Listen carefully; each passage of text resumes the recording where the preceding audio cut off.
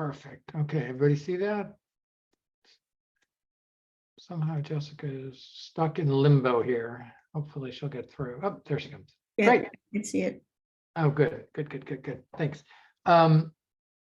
So welcome everybody. And here's our little agenda for this afternoon. Just to spend a little time on some welcome, some new news and introductions. And then we're going to spend most of the almost all the time on the 3 breakout groups from the HIMSS conference that we will have some conversation around.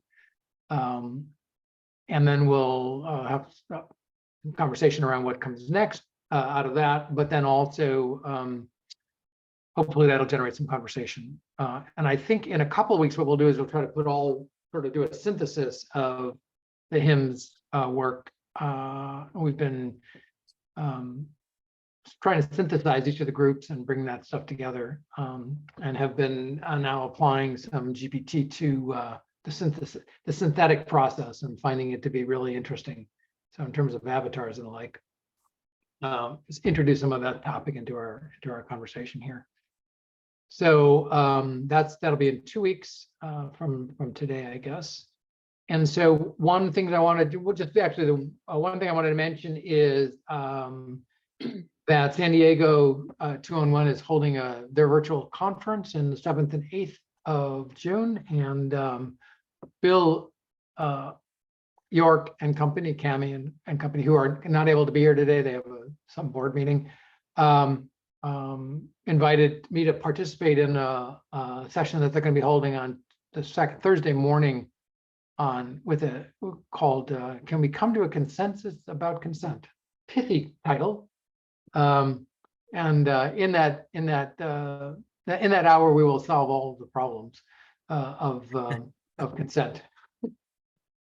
But it's great. No, it's he got excited. They got excited. They're San Diego is one of the recipients of one of the state awards on the Ask Me project, which we'll talk about later. But there's a lot of stuff going on that. So that session is happening, and they've got a lot of good things going on with that. And so stay tuned for more information on that. I'm just seeing if there's other new people to the call today. Our practice is just to invite people to introduce themselves. And I'm just seeing who's new here. Anyone new here today? I think Chris, are you ArcWeb? Not sure we've seen you before. So you want to say hello and where you're from? Sure. Hi, I'm Chris from ArcWeb Technologies. We do custom product design and development. Currently have projects with a few different healthcare providers, also building out digital wellness applications, and very interested in this challenge, this problem. So I was excited about the agenda. Thank you, and nice to meet you all. Thanks, great, welcome. Sanella Mexic, I think. Yes, hi Dan. I've been here before. I'm so sorry. Okay.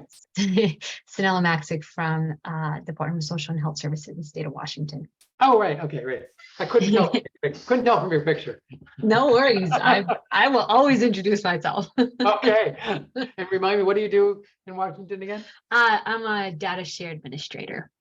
Okay, that's great. And then we also have Sean's autopilot. So, I realized I discovered last time that Sean Gunderson has been sending his folks to his autopilot to participate in the conference. So, and I think we have some folks from Team Ojai from Colorado, but I don't know who you are. Who's there from Ohio? Or I'm sorry, from Colorado. Hi, everybody. I'm Allie McGee. I work with the Office of E-Health Innovation out of Colorado. Oh, great. So nice to meet everybody. Hey, nice to meet you. Welcome. Great. All right. Anyone else that's new that I haven't mentioned yet? Feel free to jump in. So what we're going to do here, I've got just a couple of slides I was going to show, and then then we'll go into the presentation. We'll spend about 15, 20 minutes each. Let me just go back to that for a second. So Dr. McCoy and Adam will talk about the governance and organizational development breakout group, followed by Robby. I don't think Chris is going to be able to join us. She's on a holiday break somewhere. So I don't think she'll be dialing in from her car. And then PG Forest, and I think Sue's on as well. So we'll talk a little bit about some of the interagency systems kinds of thinking. This will be a slide-free presentation. So it'll be more sort of talking and listening and questioning what goes on here. So that should be really exciting. It's kind of a preview of when we put all these together and kind of distill out what we learned and what we can do next. And as I said, that'll come up in a couple of weeks. So, you know, when we went to, just for some folks and new folks on the call here, so we were at HIMSS about a month ago, I guess, and we had the opportunity to do a learning lab with about 60 people. And it was really great. It was really, everybody was really engaged, and we generated a lot of really good material. And going into that, we had a couple of goals. And one of the goals was we wanted to identify some audacious, actionable policy recommendations that could really move consent forward, cross silo stuff. Could we, kind of what we did discovering consent, what do we do next at a big structural level? And so there's some real interesting things that are, you know, that sort of popped up in different places. We probably needed more time to sort of dive into the details of that more to get it very specific on use cases and personas. But there's a lot of good learning that are going to be useful both for the proof of concept sites that are going to be starting up, as well as just general learning and knowledge across different systems. So I think we'll be able to answer that. I think we'll have some good stuff to say about that. The group clearly articulated some really important stuff. And then some of the longer term goals that we had set for ourselves were, you know, applying the learning into the consent pilots, which, you know, we're actively doing. Started up with talking with the folks from Hennepin County in Minnesota, who several of them are on the call today with us, as well as New York and the folks in California. So there's a learning development cycle going on. And certainly the conversations that are being had and have had are, you know, continuing to bring the topic to a national level, which I think is obviously really important. And then we'll be looking to sort of disseminate the learning lab recommendations. As I said, we'll put them, the big 5 groups together, and try to distill out things that are really most important from that. So everybody can get a view of that learning, can add that to our body of knowledge and sort of continue to build on that knowledge base, which should be useful. Feel free to jump in, anybody, at any time here. So we know a lot about the challenges of managing informed consent. And we don't need to belabor that, but you know, it is complex. It's a million processes. You know, people are paper-based, lack of standard. It goes on and on and on.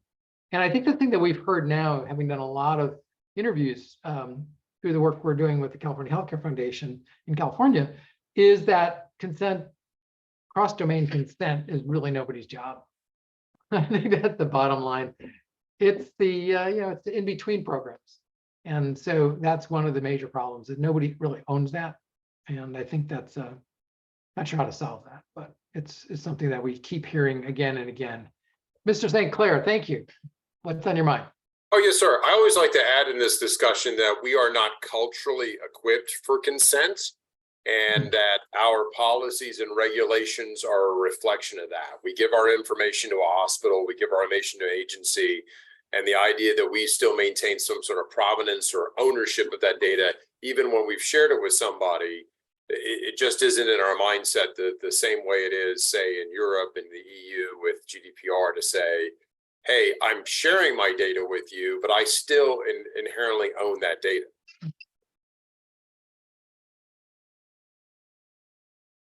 Just my thought. Yeah, and you know, I think about that. We've been having parts of this conversation also between sort of commercial, giving it all up for your app, you know, your free app, and then sort of the dividing line between sort of personal health information and stuff where, you know, I'm getting services back, right? I'm in the queue for entitlements, and how does that role play? You know, how do we think about those things differently? Because the reaction is that just, you know, check the terms of usage, right? All 32 pages on your Apple thing, license. So I don't, that's really a conundrum in many ways, right? Those things are, I'll give my data away for, $1. And yet on the other hand, we want to be able to protect it. So I think those are two sides of the same coin in some ways.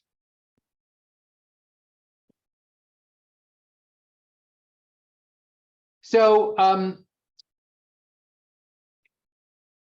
think there's cautious optimism here. And I've said a couple of these things. I've said these things a couple of times already, but there's momentum in different areas that are happening. They're just not necessarily coordinated or synchronized yet. So, states are getting huge bundles of money to do 1115 waivers. That they need to do whole person care. They need to connect across it. They have all the reason in the world to do that. California and New York and lots of places. There's funding to build this stuff. There's perpetual funding to build this. There's partners who have expressed interest in it. There's stuff coming out of the White House that's involved with the stuff. The technical standards and groups are working in this direction. The people are stepping up to do pilots and a bunch of stuff that we probably don't even know. And the last point here is, I think we've been able to sort of assemble part of either a national cohort of subject matter experts to think about this stuff. So it's kind of serious business. So it's challenging, it's hard, but things are moving in a direction that is, I think, the glass is at least half full in some ways, and a couple of breakout successes. And I think it could accelerate the time frame with a couple places that are really able to do this and develop the trust standards and the technology and be able to point at it and say, yeah, we can do this. I think that will accelerate the process. So that's really just as context for kind of what this conversation is about. So we had 5 breakout groups. People spent a lot of time talking about them, talking about some very specific questions we asked about what, from a policy perspective, would actually move the conversation forward that we could do, that would be actionable. And there were, a number of things that came out of that, notwithstanding some of the current legislation on data modernization or the Cures Act that could be, or TEFCA, that could be built or leveraged to address some of these social care issues and how you integrate those things. So with that, let me turn it over to Kristine and Adam to talk a little bit about what they were learning and what they, what their group. So over to you. Thanks, Daniel. So I think you actually gave me a pretty good setup for our group. So our group was sort of roughly titled the Governance and Organizational Development. But for those of you who were not there, I sort of gave a lead-in talk to this group's convening, and which was really about something that Daniel mentioned moments ago, which is about a group focused on being the interstitial tissue. I have to admit, I don't think we did a very good job of that, and that will probably come across in the comments I'm about to make. But I did sort of want to remind everybody that that was sort of the reason for this group, was to try to focus on that. And it's not that we didn't touch on important issues, but we didn't really pull that on a constant basis into our conversation.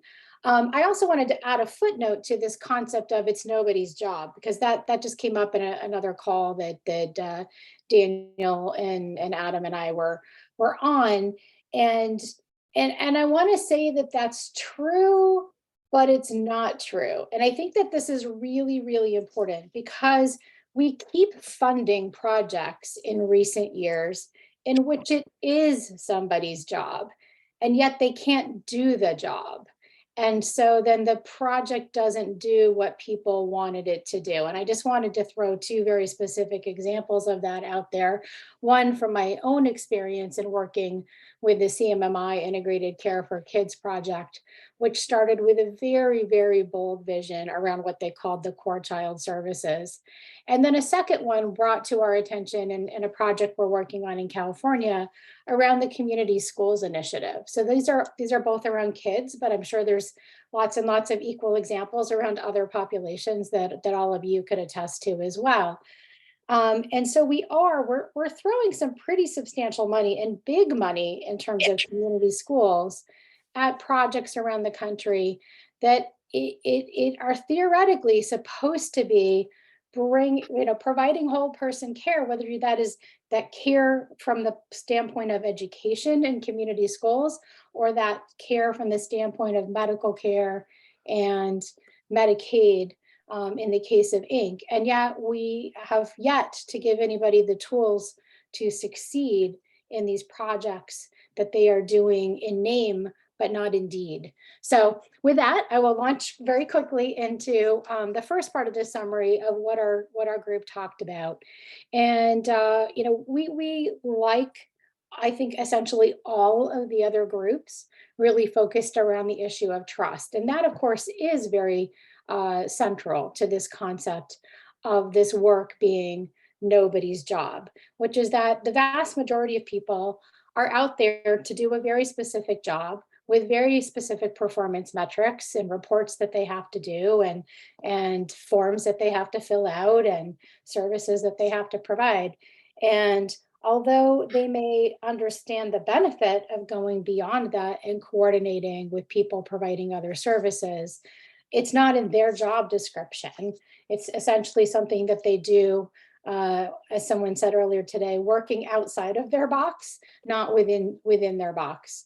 And so in order to get your job done and to get, sign off on what you did, you've got to stick to the straight and narrow within your project. And that does not necessarily build trust with other people with different sets of rules and different sets of performance metrics that are going to get them the pat on the back that they want at the end of the day for a job well done within their context. And so, we talked a lot about trust in terms of that being an obstacle. When it came to improving, practices to address these obstacles, this is really an issue where we focused on the concept of having essentially a single source of truth, so that people could, again, trust. So one example that has been discussed in our work in California is that the state put out this form, this broad consent form, and it's not perfect, and everyone knows it's not perfect. It's a pilot, but the concept that the state would say, this is okay, you can, in theory, use this. Tell us more about how to do that right.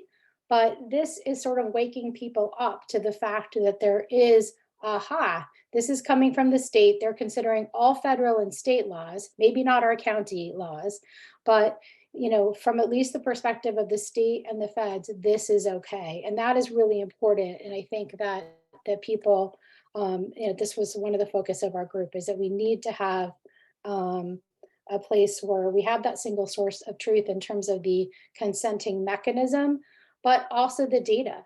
And so if we're going to share the data, who has the highest quality data, which is the other issue around the single source of truth? Because if I collect your race because I look at you and assign you a race, and another program collects your race by you self-attesting to your race, then those are two very, very different pieces of data. And so, we need to reconcile that issue as well, so that when we are moving data from place to place, we're moving the highest quality data from place to place. Kristine, can I jump in just for a quick sec?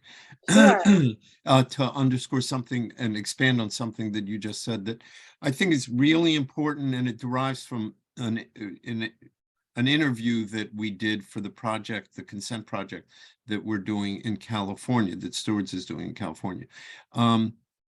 And it's for me, it was a more expansive way of thinking about the value of getting to a document, a single, not necessarily single, but if a document that you are asked to sign looks pretty much the same in this place and the next place you go and the next place you go, it engenders trust, because the person signing starts to get a sense of, oh, this must be best practice. Oh, this must be widely accepted. Oh, this must be in compliance with laws. Otherwise, why is everybody using it? So in and of itself, I think we tend to think about getting to a simpler, we'll get to the simplicity part of our findings, but that if we have a simple, sort of straightforward language form, well, that makes it easier for everybody. that's great. But there's a real trust component built into that, because the more similarity or consistency, standardization across the forms that people actually look at and read, the more confidence they will get, the more trust it will be built that this is an okay thing to do. It must be okay, otherwise why would everybody be doing it in the same way? And I think that's an element that of trust that we don't often think about in terms of trying to get to some consistency in the forms that we put in front of people. Thank you, Adam. And I want to circle back to the simplicity piece, which you brought into your conversation there. But before I do, I just wanted to add that, that issue of and you're going to touch on this in a little bit around education is important too. And when I was practicing in the state of Hawaii, and we had an ONC Beacon project funded to create a health information exchange, they literally took the language that was going to be in the consent form that was used all around the island, and they published it in the newspaper so that people could see it and become familiar with it. And maybe nobody reads a newspaper anymore, but a few years ago that worked. And that was a way to give that familiarity so that when people saw that language in the forms they signed, when they got to one of the healthcare facilities on the island, they had that familiarity in that trust in that language. So I think that's true. I want to finish up the trust concept with our recommendations. And this is a little different from anything that we've said so far. Our recommendations really came down on the side of two things. One is granularity of consent, so that people can consent fairly specifically to what they want to have shared and exactly whom they want to have it shared with. This is challenging, but in light of all the things we can do with AI right now, I don't think it's that hard, and I don't think it's insoluble. And the second piece is the revocability of consent. And that if we're going to allow people to give consent, and pretend, it shouldn't be that we're pretending to allow them to give consent. If they give consent, they also need to be able to take it back. And so we need to be able to create those technical mechanisms, those workflows, and also the technology to allow people to revoke their consent as well. So that was the recommendation from our group on that side. And then Adam already touched on this, but the other theme that we talked about within our group was really around simplicity. And we had the advantage of having Bren Shipley from the Sequoia Project, which is doing a lot of this focus within healthcare, not outside of healthcare, but obviously they're interested in it in a growing way as well. And they've had a lot of experience in talking with what I think they term healthcare consumers around this issue of what it is like to be able to understand consent that you're giving for just health or medical care information to be shared. And so again, our practices were again creating simpler standard consent forms, as Adam just said. And in terms of our recommendation, we talked about a model. It's not that you just use the model, but the model provides, again, that standard against which people can design the specific consent forms with that easy to understand language that is there. And again, in the work that we've been doing in California, we've been hearing about the level of effort that some of the projects have put into this issue of understandability of their consent and translating it into many, many languages, which, as you can imagine, is very, very important in certain parts of California. So this is the other area of our recommendation. So now I will turn it over to you, Adam, to add in some additional thoughts around this. Yeah, additional thoughts. First, I think trust and simplicity probably are as obvious as, the sun is shining on a summer's day. And every group could say, we need more trust and better simplicity. But in terms of governance, without it, you can't bring together all the parties that are required for what we want to accomplish. I mean, you just can't do it. If they don't know each other, they can't trust each other. And it's not just sharing data, which is, the goal of the work, but it's also sharing what they know. I mean, we have California is a good example because we're examining some consent projects throughout California, and what you find is, you know, they're doing some work, and some of them are doing very good work. You know, San Diego has been doing it for a while. So other projects are just starting up, but a common denominator, I think, among maybe all of them, is they don't talk to each other. They don't share with each other. So there's a lot of reinvention of the wheel. And I think that some of that is grounded in trust, not literally, you know, we don't trust those other people, but they're not in our circle of trust. They're not people it's not a matter of process of governance for us to be interacting with them. And if we don't face that piece of it directly, explicitly, I don't know how you get from here to there, because then you have the mechanisms and you maybe get some paper together that people can say yes to, but their cultures aren't to work together. And I think this notion of all these projects, some of which are doing very good work, and that's just in California, there are projects elsewhere.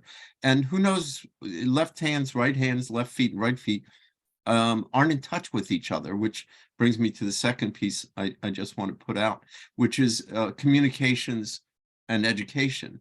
I love the example of, you know, something being printed in the newspaper. Today it would not be, you know, on paper, but the education piece, I think, is usually lacking. You know, it isn't just training your workers to walk people through the simpler form, which has to be part of the game, right? It's also educating the worker why they should be doing this. There's an education component, I think, at every juncture that isn't necessarily, and communications, that isn't necessarily built into the fabric of the work. And the consequence is that we're building, of all these pieces actually, is that, you know, there is work being done, and the side, you know, going across a lot of lines that haven't been before, but mainly they're just growing bigger silos. It's not like this project and this one in this state or within a state are interacting. They're not, but they are building bigger silos on their own within themselves, which probably is progress, but it's not ultimately what gets you to whole person care. Right, because all those pieces have to come together. And the last thing I'll say, our draft recommendations out of HIMSS were to create a simpler model and advance federal standards on granular consent. But I think it's really important to understand and know that those top-down kind of solutions take a long time, and generally speaking, from what we can tell, I can tell, they're, you know, they're optional. They're recommended, not mandatory. And so the people who are actually doing the work every day, whether it's just one program or a county, you know, they're not waiting. They're not just waiting to see if the state gives them something to do, shows them a better path, or the feds show them a better path. They're actually working on stuff, and so they are growing their own silos, many of them, and they are working toward greater interoperability and all of that, and simplicity and trust. But it's still contained. It's still contained, and so to really, it seems to me that growing this phenomenon is, you need the communication, you need to work on the simplicity, but you need to be paying attention, not just to, you know, hoping that the top down works, but to what's happening on the ground, because projects, individual programs, and counties are doing this. And if we talk to each other instead of remaining siloed, you know, build into the project plan that you will do a survey of other work being conducted, so that you don't repeat it and don't reinvent the wheel. Those sorts of actions to be built in would promote trust, would make things simpler, and we'd start maybe even learning from each other and not duplicate or reinvent.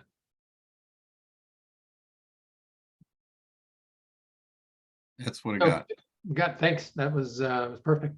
Before we move on, let's see if there's any questions or reflections on that.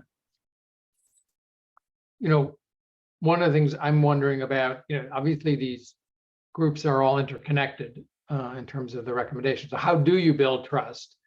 You know, how do you educate? You know, and a lot of that overlaps with, you know, what we're going to hear about on relative to the law. You know, what we're going to hear about relative to the administrative processes and the technology. So, was there? I guess the question I would ask is: was there a concrete action that could be taken either within the proof of concepts or in the community that could advance one of those key pieces? Did that come out of the discussion? I know we can think about what could, you know, what that would look like, but I'm wondering if you guys got to that level in the conversation. I don't think so. Yeah, we really didn't. And I think that that's, you know, again, we had so many disparate people. We had a very diverse table. I'm sure everybody did. But we needed more time. I'm sure everybody needed more time, but we didn't get there. It was also, I think, a good example of what it plays out on the ground. What happened at our tables, what people, and this speaks to culture and lots of other obstacles that we have to surmount. But, you know, each person at the table has their own perspective from their own experience, from their own job, from the tasks that they're supposed to get done every day. And they bring that lens, so to speak, to the table. And they see the world through that lens. And so what you have is a table full of different lenses.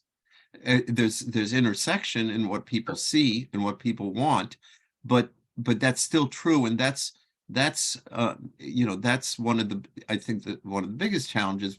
It's easy to say that different projects, programs need to be talking to each other, but that's writ large what we saw at our table. And you need time. And I think what it really needs is it has to be institutionally built into the process. These are the trust building elements of it. These are the simplification elements of it and the goals of it. It ain't going to happen because everybody sees what the light is and wants to follow it. Right. Well, it raises a lot of questions, which we can kind of circle back on as we do the synthesis work in terms of, you know, what are the governance models that are out there? You know, I've been reviewing the strategic plan from the interoperability plan from California that we helped write 10 years ago. And there's a beautiful governance model in there, you know, that's, you know, how far do you drive that? How much energy does it take? Do you revive that or you just start over from whole cloth? And, you know, how do you build on stuff that's already out there? So we'll sort of focus on some of those conversations as we get into the synthesis work. So if there's no other questions for Kristine or Adam, are there questions, reflections? Then I'm going to ask Robby to say a bit about the legal work. And unfortunately, Chris has not shown up from the road here. So I'm going to hand it over to you, Robby, as the stalwart. I'll try to do my best without Chris, our fearless leader. But yeah, we were the co-facilitators for the legal group at the HIMSS workshop.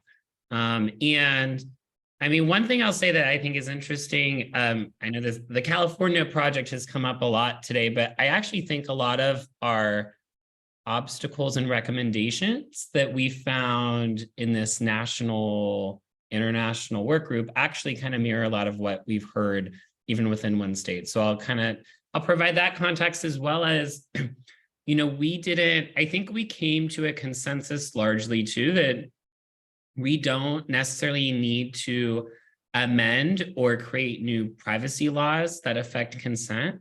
I think as you'll see in some of our recommendations too.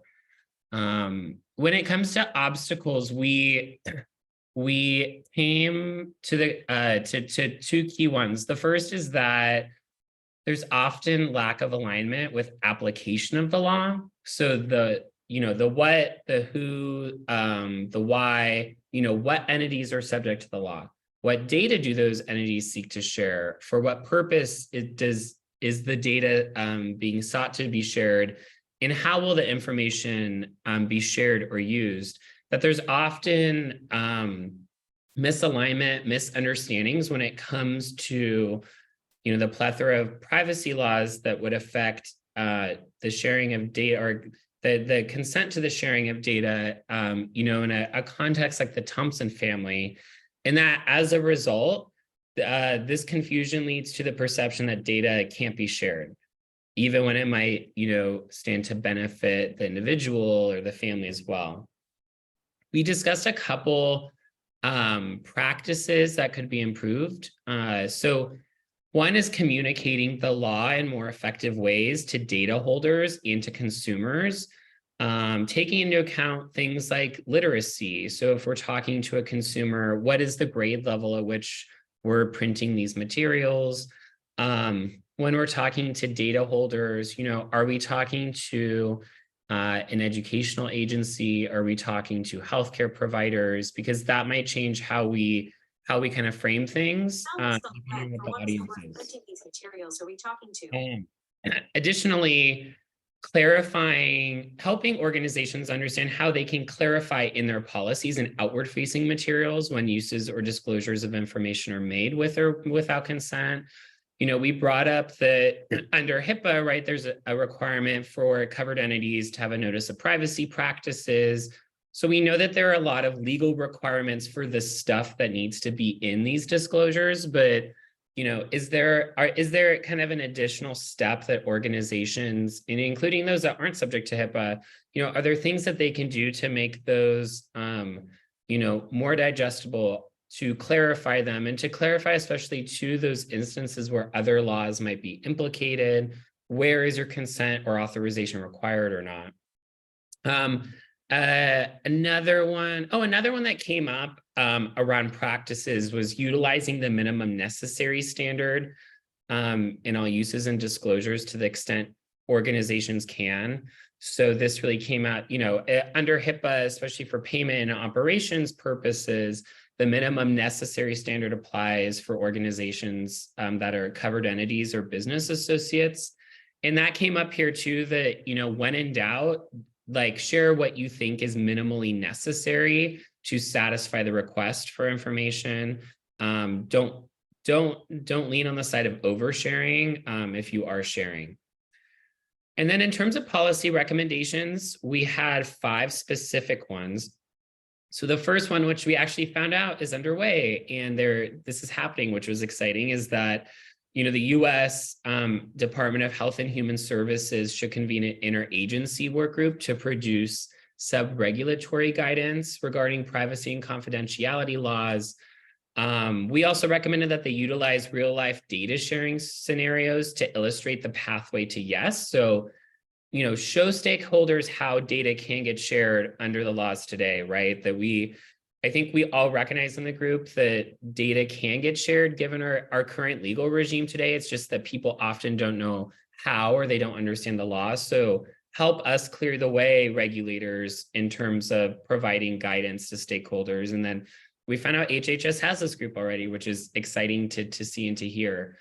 So I think we should be seeing more of that kind of guidance coming out, hopefully, from agencies in the next year. We also recommended that an interagency representative should work with state program leads where appropriate to ensure guidance is put into practice. I think a good example of this actually is just super recent news that came out of the Biden White House, that they are funding representatives from the federal government to be placed in 5 states as well as the city of Los Angeles to assist with homelessness efforts. It's an interagency effort. HUD's involved, HHS, the Social Security Administration, and specifically the Social Security Administration has been tasked with helping with data sharing, but within that, there's a representative that will be placed in each jurisdiction to help with addressing homelessness from, I would say, a more whole person care perspective. I think that's sort of in line with where our heads were going with that recommendation around having folks on the ground who can help navigate federal laws and such. We also suggested that Congress should expand ONC authority beyond the regulation of electronic health records to include other types of technology that are utilized in human or social services settings that intersect with health. Just given that, you know, we had a lot of discussion about what ONC could do under its purview, but then realized, well, a lot of social services agencies, they don't use electronic health records. So it's great if we create standards for EHRs, but what happens with these care management platforms or others that are not certified or regulated by the ONC? Another is that ONC should develop a multidisciplinary training program approach to consent data and data sharing, fund implementation for projects at the local level. Another, I mean, a similar conversation we had in our other coalition in California last week around the issue of consent, given issues around reproductive health data and that getting shared in data segmentation, like is there work with like a maturity model to help figure out this stuff with vendors and providers and users and such?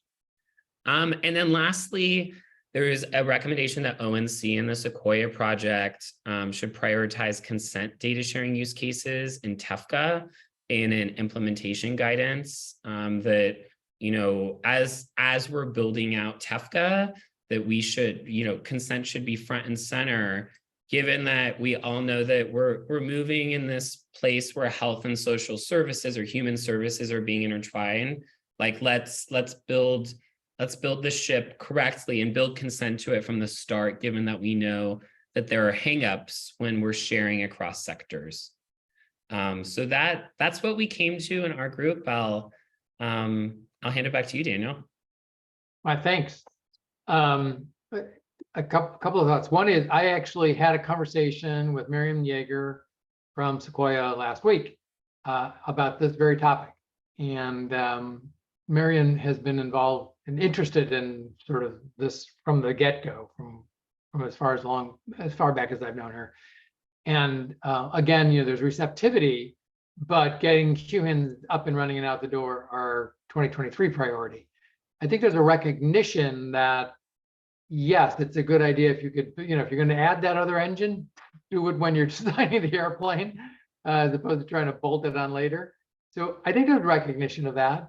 And but I think it's going to be a little while, but I think that maybe one of the things that I'm taking away from this, and maybe others as well, is even like within the, you know, the whole person care in Cal-AIM in California, it's like 25, 26. You know, that's the kind of time frame that social care is being contemplated, because health and public health are so, they're sucking up all the oxygen in the room, is my sense of it. And so that may just be the sort of the movement of the tsunami in that direction. However, there is interest. So what I might do is just put Stefan on the give him the opportunity to sort of say anything he might want to talk about, because we've just given you a whole bunch of different work and opportunities at the ONC, which I know that you guys are interested in, but maybe not able at this point in time to be able to address right away. Thank you, Daniel, for putting me on the spot. I know what you meant by that. Yeah, no, I was glad I was able to participate at the Learning Lab in the beginning. And I was really disappointed, as I mentioned the day of, that I wasn't able to stick around or make it back really to engage. But this was very helpful to kind of hear some of these report outs and debriefings today. So I'm glad I was able to make it work my schedule today as well. Cool. Has any of this been written out into a document somewhere, or even if it's just high level one pagers, you know, nothing formal, even if it's just rough notes? Do we have this anywhere in writing or form? Because I know there were a lot of recommendations, especially in this last one, that pointed at ONC or work that ONC is involved in, like TEFCA. So it'd be very helpful from my end if you could try to memorialize some of that in writing, whether, again, even if it's just an email, some bullet points, you know. So actually, Stefan, the 5 groups have been working hard for exorbitant pay as well, I might say, and the perks are amazing, to actually synthesize the work. So there's actually quite a bit of work that is trying to sort of that not trying to, but has actually documented it. Okay. And we're in the process now of sort of that sausage making, so to speak. So how do we put it out there in a coherent way that's understandable and that is digestible? So yeah, that's coming, and it should be in a couple of weeks. We should have something we can sort of publicly. And I think in 2 weeks' time, I don't know if you're on the call, we're gonna talk more about that. We're gonna show some of that stuff, I think. Great. Yeah. I think actually in 2 weeks, you said there's gonna be another call. Yeah. I think that's when I'm gonna be in DC at an ONC, like all hands meeting. I'll have to see if that's on Tuesday or Wednesday, but if I can make it, I certainly will attend as usual. But it really will be helpful to see that. And I'm going to circle back. We had a couple of our colleagues, some of you may know, like Sam McLear and others, who were actually, we were messaging about today's call, making sure one of us was going to be on it to hear the report on debrief. So, and I was like, yeah, and I can make it definitely. So Stefan, excuse me 1 second, and it will be recorded. I mean, if you want to see it, if you can't make it, Oh, good. Okay, perfect. Yeah. Even better. But it does help to be able to pull out some of those things and not misrepresent the recommendations, especially that where it came out, and just to kind of flag that for some of our ONC staff that are working on this, as well as some of the other agencies. I know Ken and others, some of our other colleagues that we work closely with on these matters, we'll continue to do that. And he could attest, it's very helpful when we have that feedback in writing from organizations like yours and collaborative efforts like this, because then we could have those internal, open, frank discussions and debates that we can't necessarily have in public settings like on this call. Right. But no, I do think there's a lot of interesting things that were said today. Some things we thought about, some things we haven't thought about. I don't want to get into too much specifics, but I do really appreciate hearing the report outs from the team. So it was very helpful for me. That's great. Thanks so much, Steph. Thanks for your support along the way here as well. And one other thing, I don't know if this was by design or not, but I noticed in the beginning you called out our colleague from OEHI in Colorado. I'm not sure if she's still on or not. But I was just speaking. Yeah, I see. There she is. Allie, how you doing? Yeah, I was just in Colorado recently, maybe a week and a half, 2 weeks ago, something like that. We had a delegation of other feds with us there, and in about a dozen conversations, the issue of eConsent and consent management came up many times, including during some of our site visits when we were there. And Stephanie Puglisi, who Allie works with, is very adamant. I think she actually said this is the hill she will die on is on consent. Actually, she's like very adamant about it, and has already followed up with me since then. And I know that Colorado's looking at. They announced they're mentioning it in their presentations at that summit, the Innovation Summit in Colorado just 2 weeks ago, about how they're looking to build kind of a consent utility. And working on that. So I don't know if Allie has more she wants to add to that, but I was glad to see her on this call here, because I did bring up the work of this group, and I did ask if they had been involved in it. And she said she thinks that they've had some people involved, but I said that it'd be good to have you guys kind of track a little bit more closely what they're working on in Colorado, and to see if there is ways of benefiting from the work that you guys have already done in this group, and vice versa. And just a reminder that 2 weeks ago, we had a report out from the technology subgroup of this learning lab and the equity subgroup. So in addition to these three subgroup report outs, we've got even more that hopefully in 2 weeks we will be consolidating together. Oh, that'd be great. Thanks, Brian. And yeah, I did miss the other ones. I apologize for that. Couldn't make that call, but thanks for flagging that as a reminder. And obviously we know equity is a huge focus area for this administration, from Mickey all the way up to the White House. We've got a whole health equity by design plan, as I mentioned before. And I believe consent does play a big role in that, being able to really support that. So, and from everything I heard in the Colorado Summit at a state level, they're looking at that as well. And so are many others like California and so on.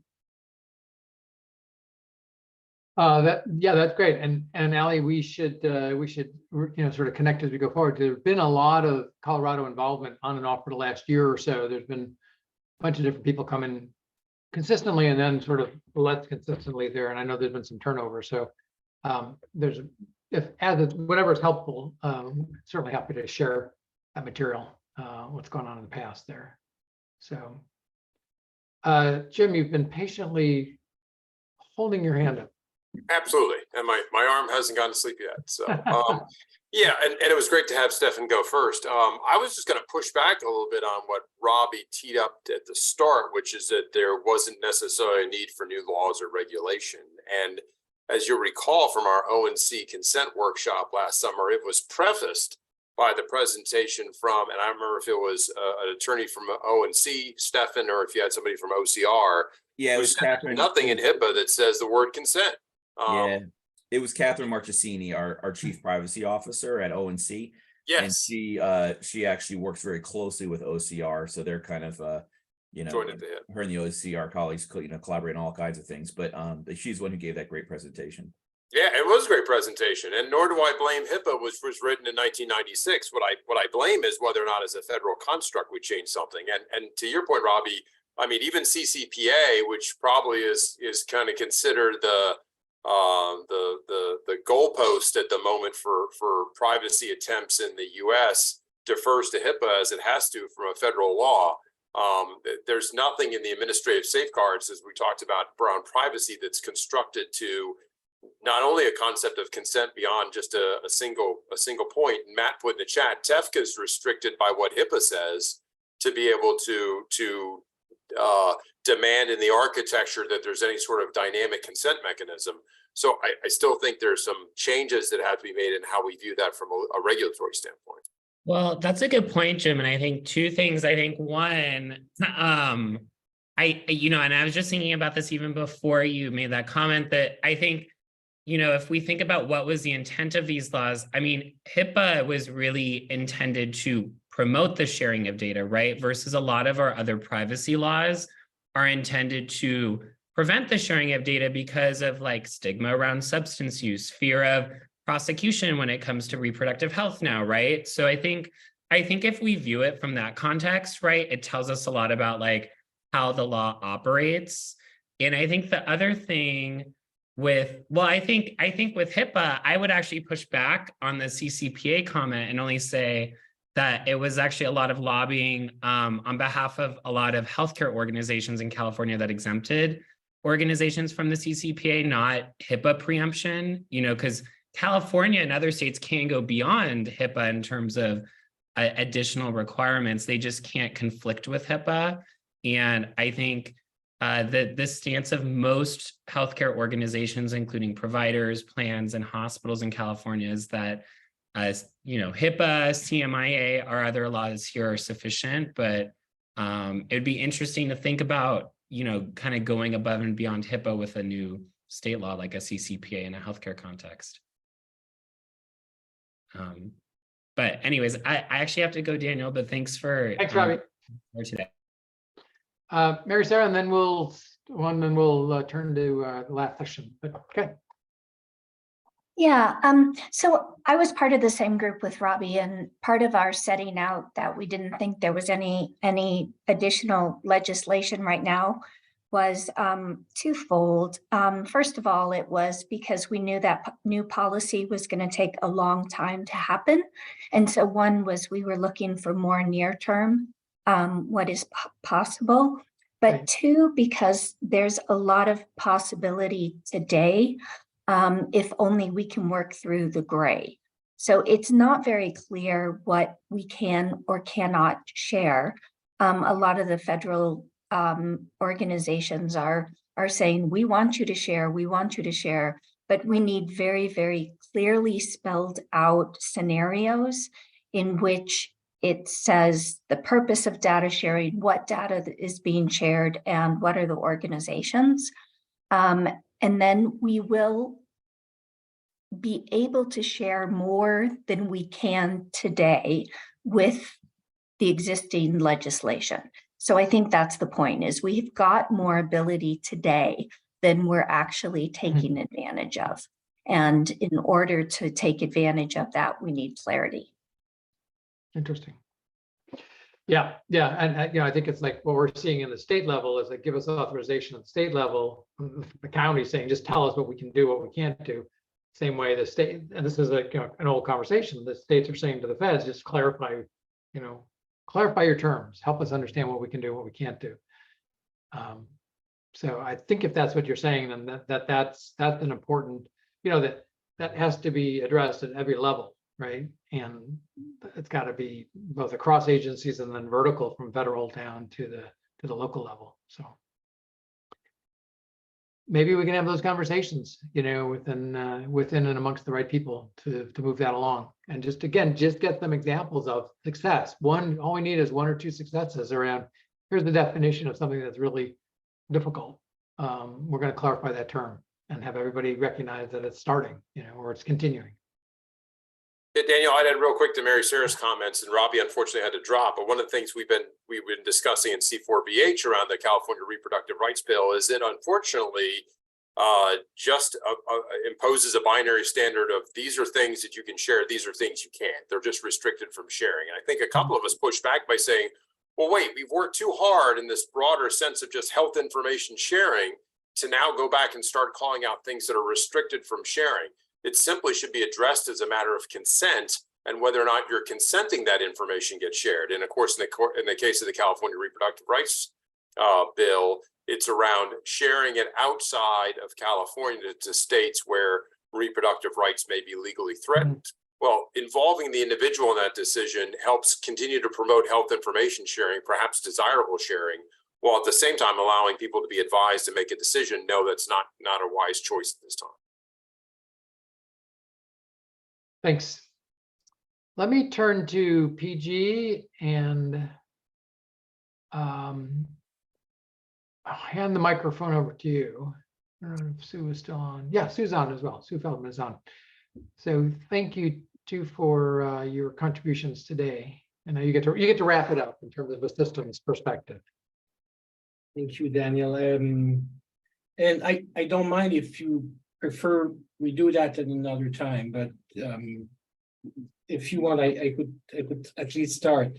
Sure. The discussion at our table was not always very focused, but on the other hand, there were a few things that were not on my bingo card when I started the conversation. So I try to focus my own report on the few things I haven't heard that many times in those discussions. The initial diagnosis, which I think made a lot of sense, was that we were caught not only with a problem that has been mentioned today, as it is all the time, a problem with professional bureaucracies that cherish and promote their own policies, that are suspicious of the goals and the methods of almost any other organization. So this is the silo problem, if you want.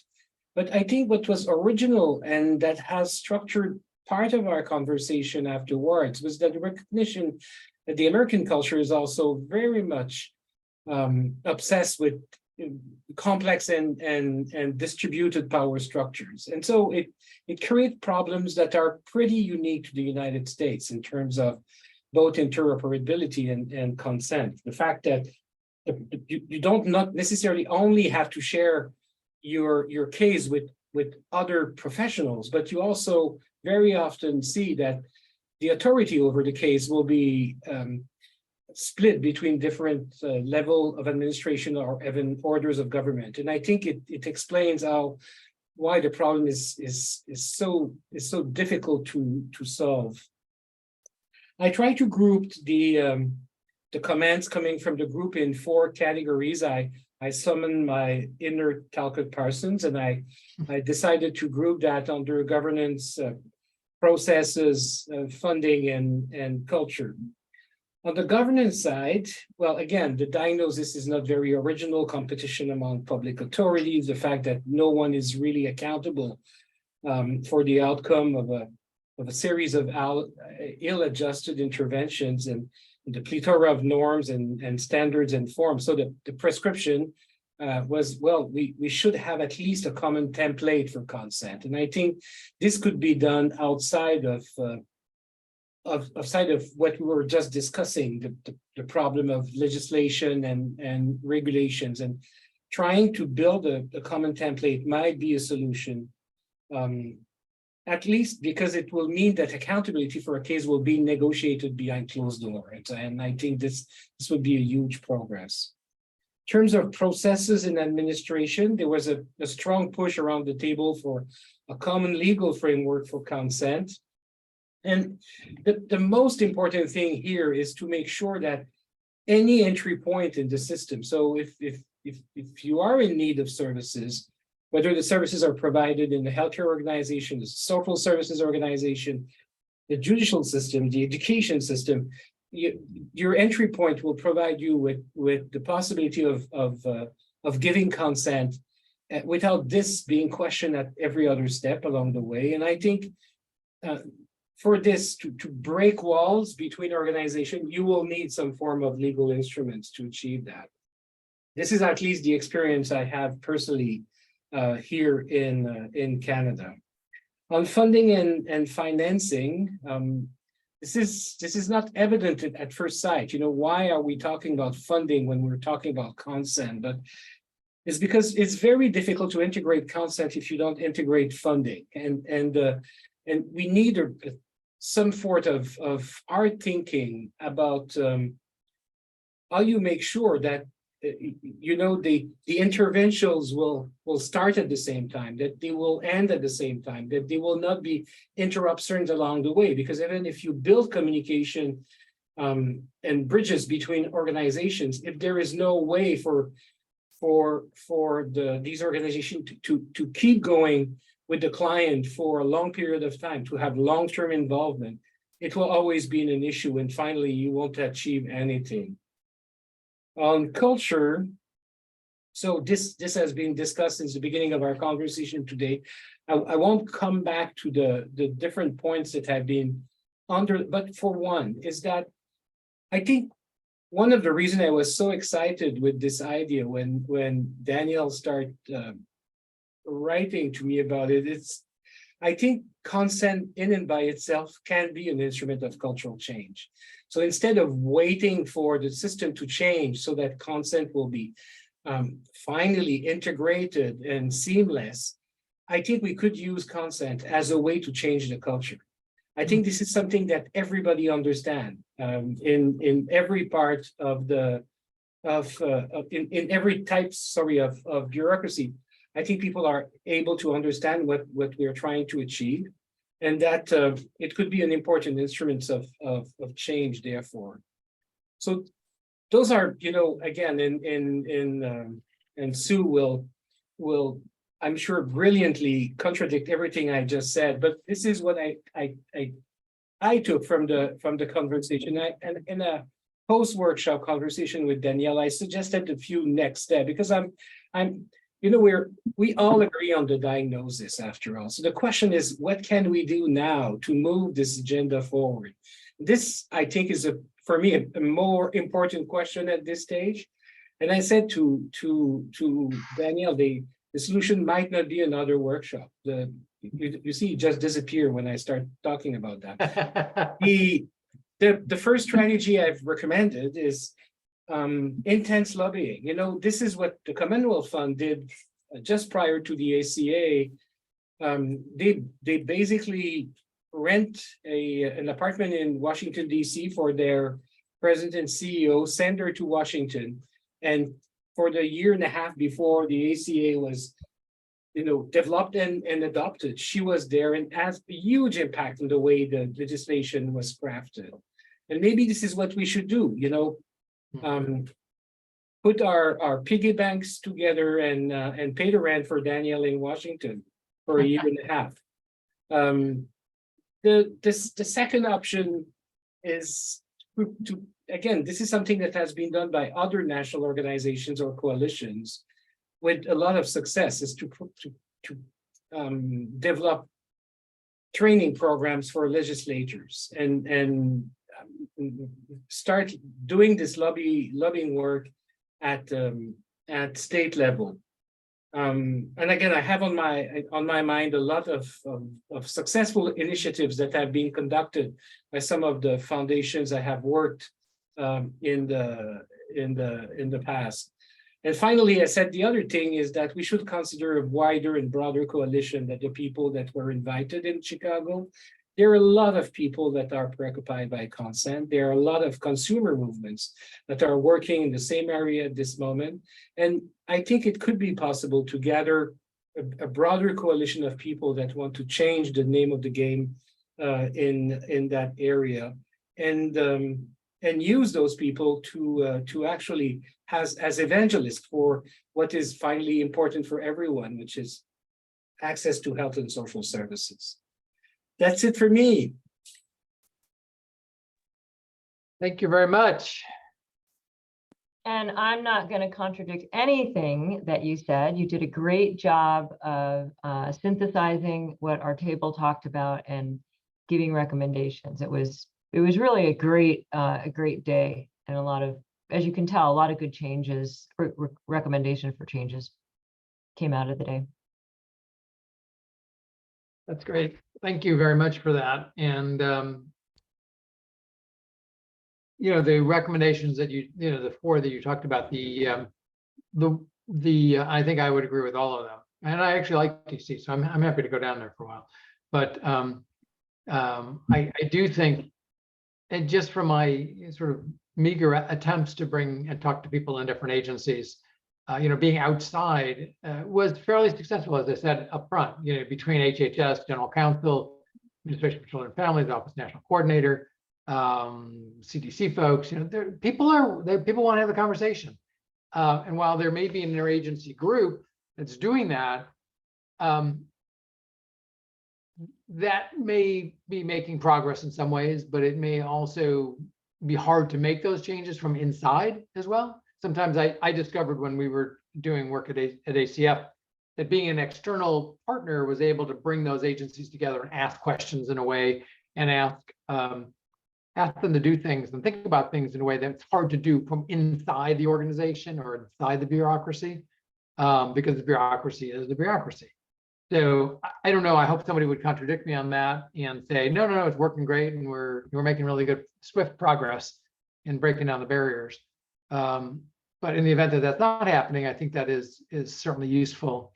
And I heard that just last week. I was at an APHSA national conference, their summit, the policy summit in Baltimore, and January Contreras, who's the Assistant Secretary of the Administration for Children and Families, was there.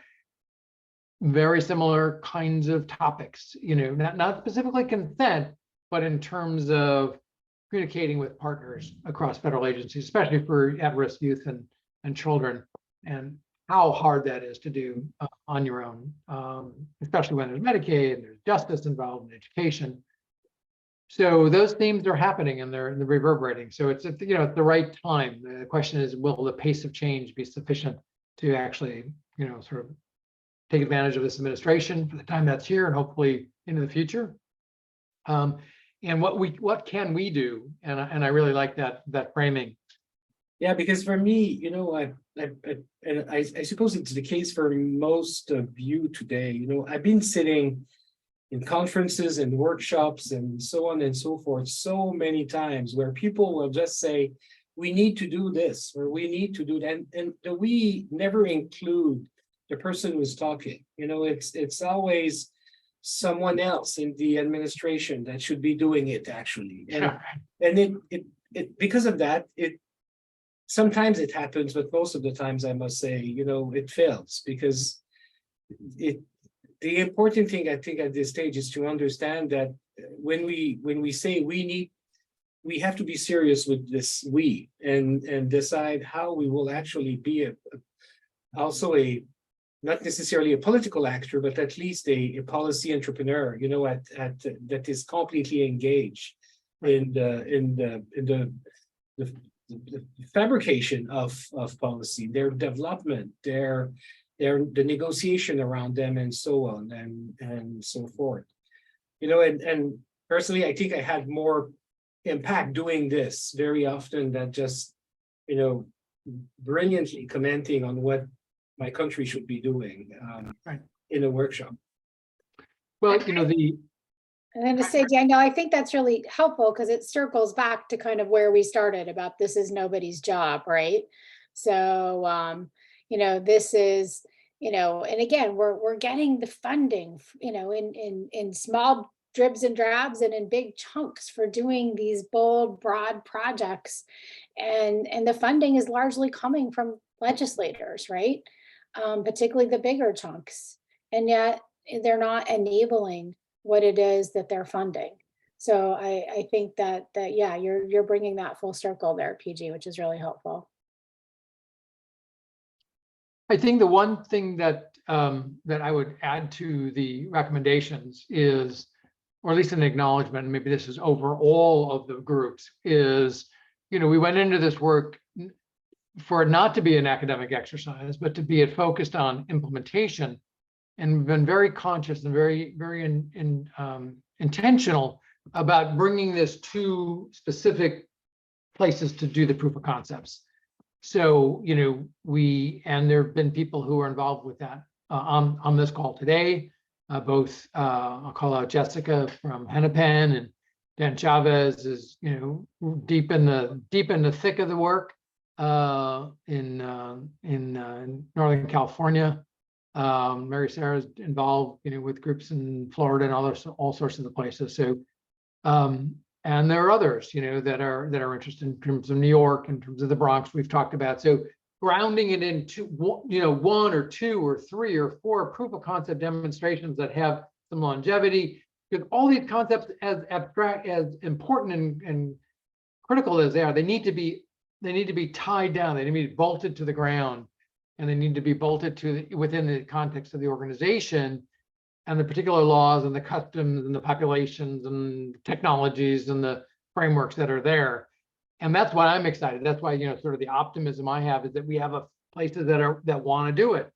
And again, if we can move a couple of these places over the next couple of years, and we can point at them and say, look, it's happening here, that will be an important contribution, I think. That'll be a critical contribution, because then people will say, oh, yes, yes, we can do this.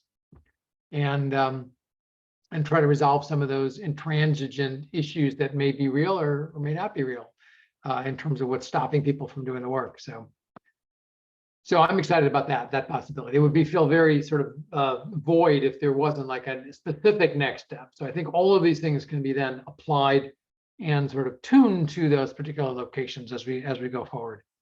And I know Stefan's still on the phone, still on the call here, and for our ONC folks, what we talked about in the last documentation and the eConsent discovery workshop last year is, there's clearly a role for federal agencies to sort of pick this up, and certainly ONC has done a lot of that with the LEAP projects and supporting the technology and supporting it in the accelerator programs and getting it into the conversations, whether or not it's a TEFCA or CURES or whatever the legislation is to make that happen.